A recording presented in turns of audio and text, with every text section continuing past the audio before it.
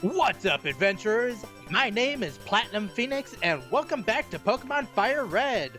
Last time, we beat Brock and got our first gym badge, and this time, we're heading through Mount Moon to head towards our second gym.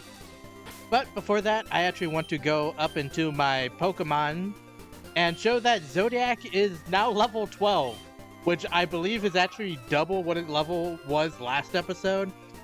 The reason for that is I just went back and I fought all the trainers from the last several routes that I skipped. But also, I didn't go over Zodiac last episode for some reason, so let's go ahead and go over Zodiac now. He has a rash nature, which I believe raises special attack and lowers special defense. I'll put on screen if that's correct or not. But if that is correct, that actually makes Zodiac pretty good at being a mixed attacker, even though both of its types are physical. But also having the lower special defense isn't terrible because one, it's gonna be a Nidoking, and Nidoking very much focuses on hit now and don't take hits. So that's not bad. But also, Zodiac has Poison Point instead of Rivalry, which I very much appreciate, because Rivalry causes the Pokemon that has it to do less damage against Pokemon of the same gender as itself, and since most Pokemon, or many Pokemon, have higher male to female ratios, I say Poison Point's pretty good.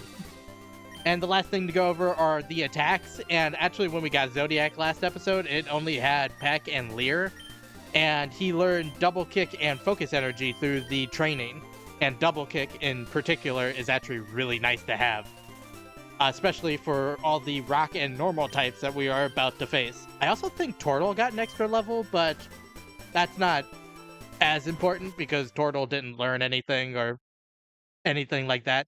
But now we are heading into Mount Moon. And the first thing I want to do is go straight into my bag and put on a repel. Also, with all the money I got from doing all those extra trainer fights, I went and bought more repels. So Mount Moon is actually our first big dungeon. I know technically Viridian Forest was the first dungeon we did, but this is our first dungeon that has multiple floors and everything. And because of that, there are a lot of hidden items and a lot of Pokeball items all over the place. And I'll be doing my best to collect all of them, or as many of them as possible, that I know about. But now that we are in a new dungeon, there are obviously new Pokemon, so let's go ahead and go over them. With the first one being Zubat. Zubat is pretty weak, at least until it reaches level 21 where it learns Wing Attack, which is also its most powerful move that it ever learns through leveling up, which is one of the biggest downsides of Zubat as well as Crobat. They don't learn any moves higher than 60 base power through leveling up, so they rely pretty heavily on TMs, but they also learn a lot of really good TMs, like Shadow Ball, Sludge Bomb, and Steel Wing, all being really good physical attacks that Zubat and Golbat can do. And anyone that's played a Pokemon game can probably notice that I have not said the word Crobat for a while. So Zubat in later regions after Kanto gets a third evolution named Crobat, which is really good for it and is actually a really powerful evolution. But the downside of that is that it doesn't exist in Kanto, and for some reason they didn't add it in for some reason. You can technically get a Crobat in Kanto, but it's locked to the post-game. So that would be what I would call the biggest downside of the Zubat line, is that it physically cannot become a Crobat. But if you're okay with just using a Golbat and like its stats and that it's powerful with the right TMs, it's a pretty good choice for a flying type. And the next Pokemon is Geodude. And the first thing that I really need to bring up is that Geodude has Sturdy, but it's the bad Sturdy. And by that, I mean that it only stops one-hit KO moves, and it doesn't work as, like, a Focus Sash like it does in later games. So that is the main thing that I want to bring up. It's just not good sturdy. Make sure you get Rockhead if you want to use Geodude. The other thing is that Geodude, in order to fully evolve, requires a trade to fully evolve it. And that might be difficult for a lot of people to do. So if you're planning on using Geodude, just make sure you know about the trading evolution and have an idea on if you are able to trade or not. Honestly, Graveler is not a terrible Pokemon, but it is definitely worse than Golem is in the long run, and becomes kind of hard to use if you can't fully evolve it into Golem. The other things are that Geodude and its evolved forms mainly learn normal rock and earth type moves, which isn't bad, but can be pretty limiting if that's all it can use. So it relies pretty heavily on TMs as well.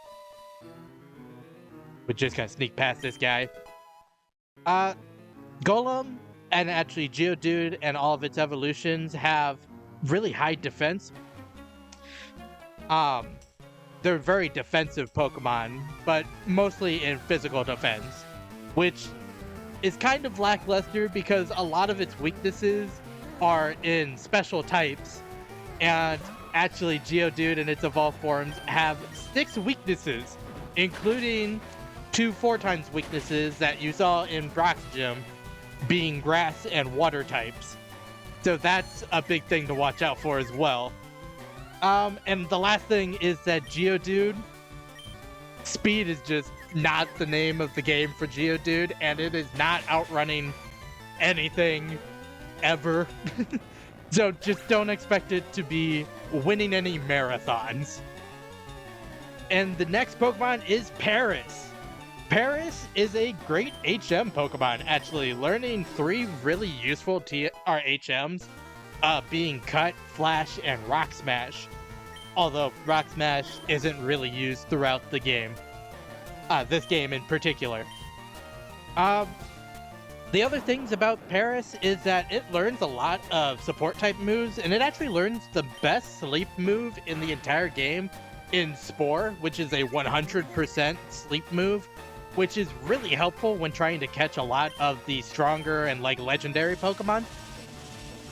But the trade-off for that is that Paris and Parasect literally don't learn an attack move that's over 40 power until level 35, which is, you know, a pretty big downside. Another thing about it, it just has one of the worst type combinations ever. Rock and Bug, or not Rock, Grass and Bug is just not a good typing, and it has 6 weaknesses and 2 4x weaknesses in Fire and Flying, which are some of the most plentiful types in the game. So it's a pretty big downside. But with that being said, the last Pokemon that can be found here in the wild, or the last new Pokemon that can be found here in the wild, is Clefairy, which is the fairy before fairy types existed. It is the defensive counterpart to Jigglypuff. While Jigglypuff was an HP tank, Clefairy and its evolved form are more defense-based tanks, having higher defense and special defense than Jigglypuff or Wigglytuff had. And we are actually getting low on repels, which is bad. But back to Clefairy, the only type it learns through leveling up are normal type attacks, which is not great. It's okay for Clefairy, because Clefairy is, of course, a normal type, because fairy type doesn't exist yet. But having nothing that can hit anything for super effective and can literally never hit a ghost type is not the greatest thing ever. So, like most other Pokemon that I've talked about here, relies pretty heavily on TMs. But being a normal type, can learn a ton of them. And the other thing is that Clefairy can actually be holding a Moonstone whenever you catch it here. I believe it's like a 5% chance it can be holding a Moonstone. And even if it's not, Moonstones can be found here in Mount Moon. So you can basically evolve it whenever you want, as long as you are okay not learning any extra moves after that point. But with that being said, that is all of the Pokemon that we have to go over, and we are just currently in a battle against what looks like a thug, or it's a Team Rocket Grunt, so I guess it is a thug. But he has an Ekans coming out, which also is another reason that I wanted to use Nidoking in this playthrough, is because there are a ton of poison types that I just want to have something to basically take care of them, because Squirtle, or Wartortle, just said the wrong Pokemon entirely. Wartortle does okay at taking them out, but doesn't really have anything that's super effective against them. But with that being said, that is the Team Rocket Grunt taken care of. And I think, well, I know there's actually an Ether here in this rock, but I want to run back and forth here because I want to see if I can find a Pokemon. So I'll be right back when I find it. There it is. That's who I was looking for. I want to catch a Paris because, like I said during its bio, it is a really good HM Pokemon. And it's actually better than Rattata is, because I'll be honest, I forgot that Rock Smash isn't really a thing in this game, and that was the whole reason I caught Rattata. But apparently it takes these kicks pretty well. Being a bug type, it's resistant to fighting types, but I don't want to use Peck on it because I'm pretty sure Peck would just obliterate it, even though it's only 20 base power. Also, I was worried about that. Having an effect spore also makes it incredibly possible that... Oh! Critical hit! Alright. It's a level 12. Can it take a tackle? Or should I just start throwing Pokeballs? Why would you use Dunsparce? For all you know, or for all you knew, I was staying in with my 1 HP Pokemon that was already paralyzed. Stay in the ball. 2, 3. There we go.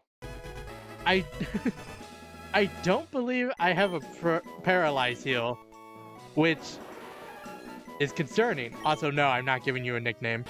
What do I have in my bag? Let's see here. I do have a paralyze heal, or as it's written in the bag, paralyze heal. Paralyze heal. Sure. And then just a couple potions. Yep. Take all the potions. Oh, I think it has a tiny mushroom too. So we're just gonna go ahead and grab this item off of it. Tiny mushroom. That will be good for money. And then try to decide if I want to use my last repel here. I think I'm gonna decide against it and take my chances for at least a little while. Also, this guy, despite what it looks like, can be avoided if you just go all the way against the wall. But I actually do want to talk about something else. I've stated several times in different bios about types being physical or special, and actually it's something that I think is very confusing for people who started after Gen 3. Because, like I said in the first episode of this series, my first Pokemon game was Diamond, which is Gen 4 after the physical special split. And it took me a while to figure out what types were physical and special, and basically to rewrite my brain while playing this game to basically know what moves were actually effective with each Pokemon I was using. So I just wanted to go over what types are physical and what types are special. So the physical types in the game are normal, fighting, poison, ground, rock, flying, bug, ghost, and steel. And then the special types are fire, water, grass, electric, dark, psychic, ice, and dragon type. And I don't have any easy way to remember what the physical types are, but I do have a really easy way to remember what the special types are. And it's kind of funny. Basically, the way that I was told to remember what the special types are is basically just to remember all of the evolutions that have ever been made. So that's basically Flareon, Vaporeon, Leafeon, Jolteon, Umbreon, Espeon, and Glaceon as the main types. And since there isn't a evolution for Dragon type, I was told to remember what type Sylveon or Fairy types were made to destroy, which would be Dragon types. Which I just found hilarious. It's just like, yep, all the evolutions fit perfectly, and then you just have this random fairy that you just like, yep, that thing kills dragons, so the last special type is dragons. And also, if you're wondering why I'm not skipping the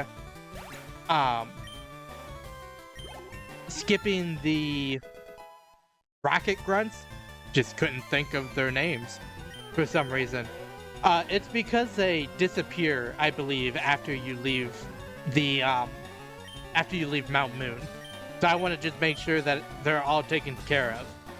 Technically, all of these trainers become impossible to get back to for a long while. So I would recommend fighting them, as many of them as possible. But just to keep pace up with the episodes, I'm skipping them. And I'll probably regret it later. If I'm being honest. But we're learning Bite. Which, thankfully, because I just went over the types, I remember is a special move. And just get rid of Tackle, because Turtle, not a physical attacker, if you can believe it. We got 416 Poké Dollars. And I believe that's basically all of the trainers in here, besides, like, I want to say 2 more. Oh no, my Repel! Right at the end? I knew I should have sold a couple Pokeballs to buy another Repel. It's fine, I'm already level 15. I can basically run away from everything. We got 1 more Rocket Grunt. Team Rocket shall find the fossils. Reviving Pokemon from them will earn us huge riches. So basically what your plan is to take fossils that you think are here, because you haven't found any yet, and revive them. Jesus Christ. Oh, good. It's good to see that it's not just Turtle that's unlucky. It's just me.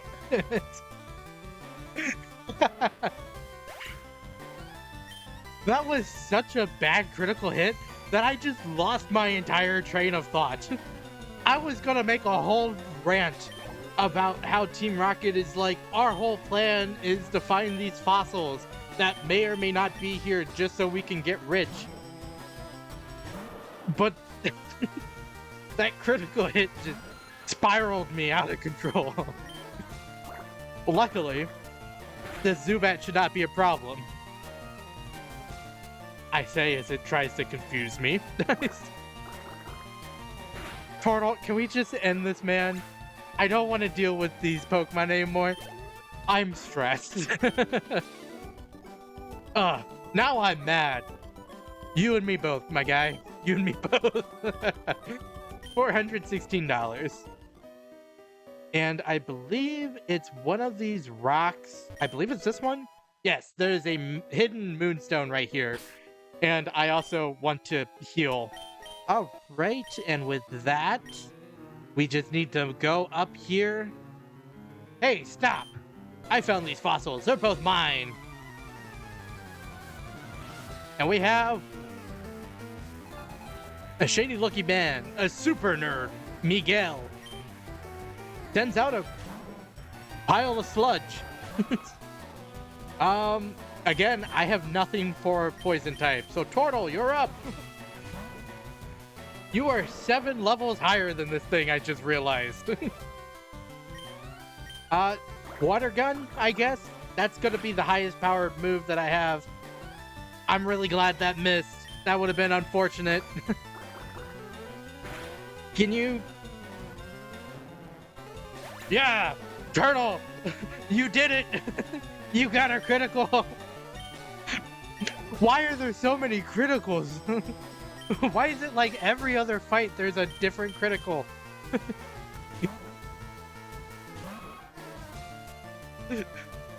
This isn't even like the game that introduced all the high critical hit moves.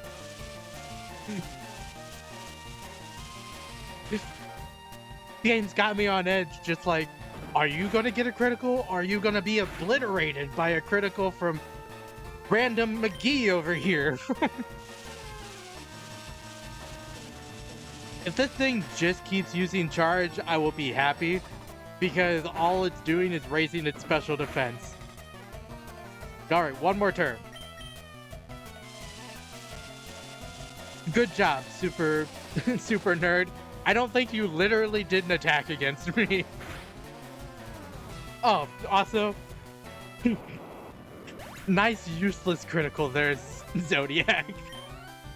Wouldn't be a Nintendo game if you didn't get pointless criticals. But with that, Zodiac is level 16. And I believe... Oh no, he has one more Pokemon.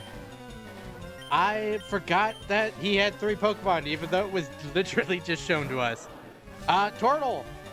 Turtle, take him out! Turtle, hit him with that water! Why does that look so unthreatening? I know there's a ton of Pokemon moves that are just like super unthreatening looking, but this is literally just him like tossing a water balloon at this coughing. He's just like, catch, and the coughing fucking dies. Okay, I'll share. Got $288. Oh, and Zodiac is evolving. Level 16 is the evolution point. Da, da, da, da, da, da, da. This is another reason I wanted a Nidoran male, or a Nidoran in general, I guess. They just evolve so incredibly quickly that you have this super overpowered Pokemon for like a good portion of the game. But with that, we have Nidorino. We'll each take a fossil, no being greedy. Alright, and we have a choice of 2 different fossils. We have the Dome Fossil, which becomes a Kabuto once revived. Kabuto is the faster, more offensive of the fossils. Also, it's very important that I say this. The fossils found here revive at level 5, which is important to say because you get them at the 7th gym. So they are incredibly difficult to revive, and you don't get them for a very long time. It's just something to keep in mind. Kabuto specifically never learns a water-type move despite being a water-rock type. It's stuck with Absorb and Scratch the entire time it's a Kabuto. So until it reaches level 40, when it evolves, it has the abysmal moves of Absorb and Scratch. So, you know, makes it a little bit harder to raise an already difficult to raise Pokemon.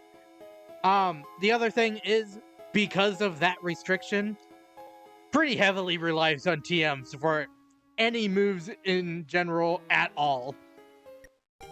Whoops. Well, I guess I'm taking the Dome Fossil.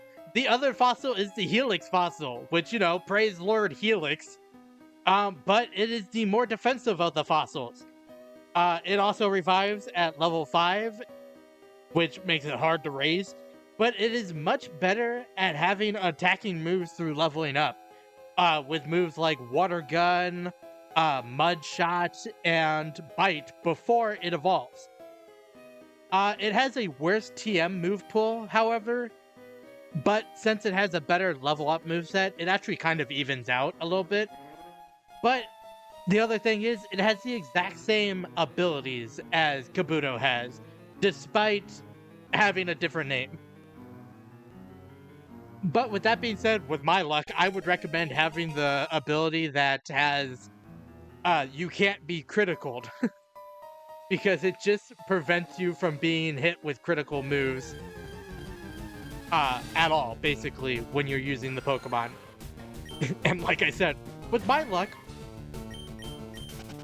it'd be pretty good.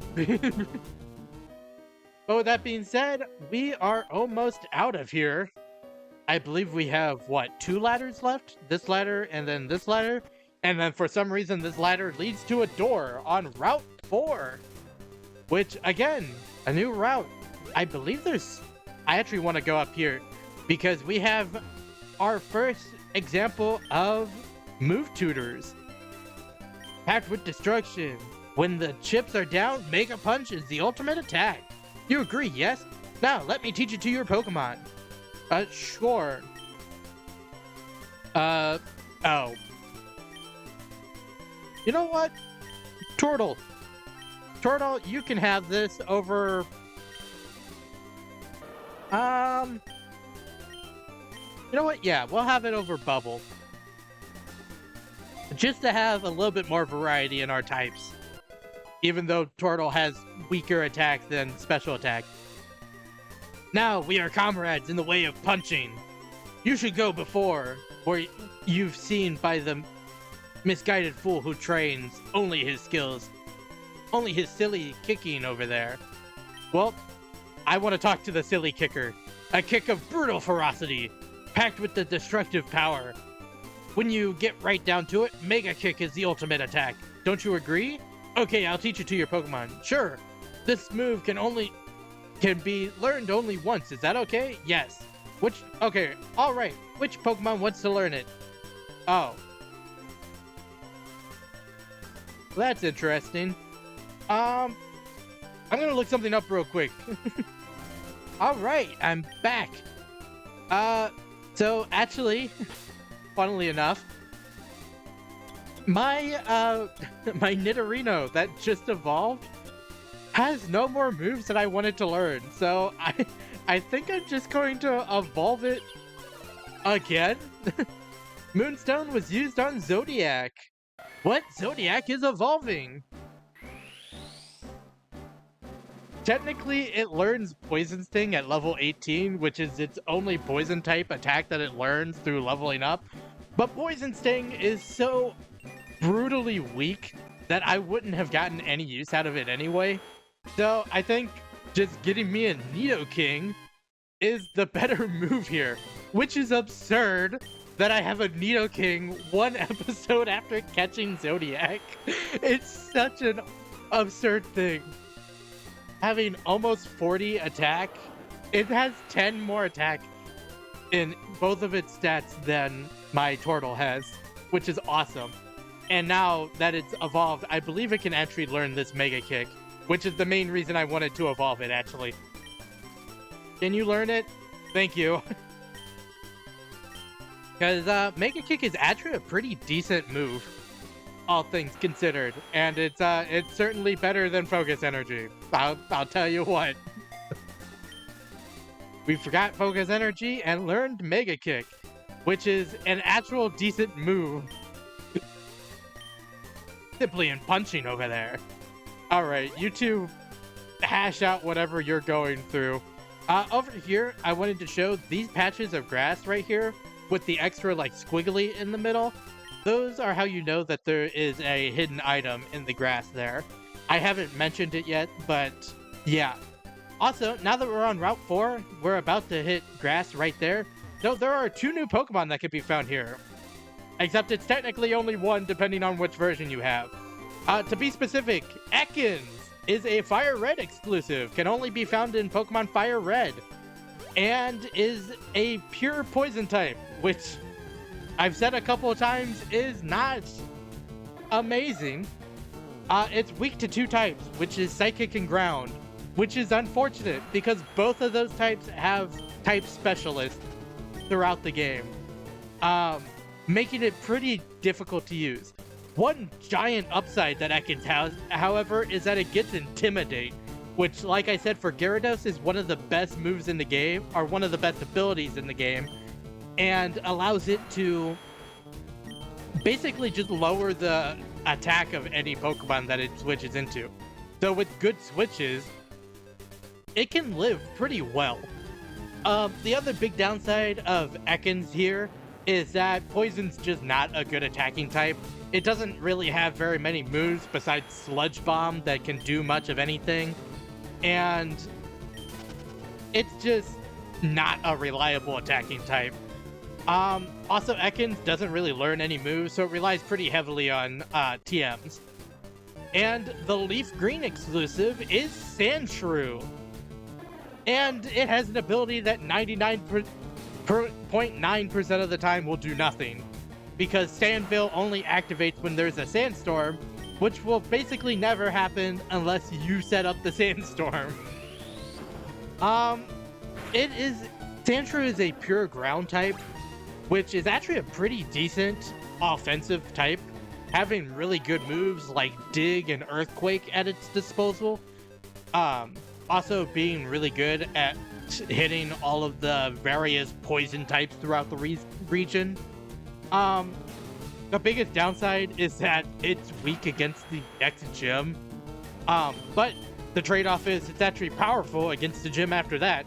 So it becomes better after this next gym. It also doesn't learn that many moves, so it relies pretty heavily on TMs, like I feel every single Pokemon I've ever talked about does in this game. But also the other thing I want to talk about is that it's just weirdly slow. Like, if you look at it, it looks like it would be a fast Pokemon that would be able to do a lot of damage all at once, but it's just a lot slower than you would expect it to be. But with that being gone over, we have made it to our next city, Cerulean City. And I believe that this is a good stopping point. So, I hope that everyone enjoyed watching. If you did, make sure to like, comment, and subscribe to the channel. Next time, we are actually going to be heading north to the Nugget Bridge up there and going through those routes before we do the gym. But until then, happy adventuring!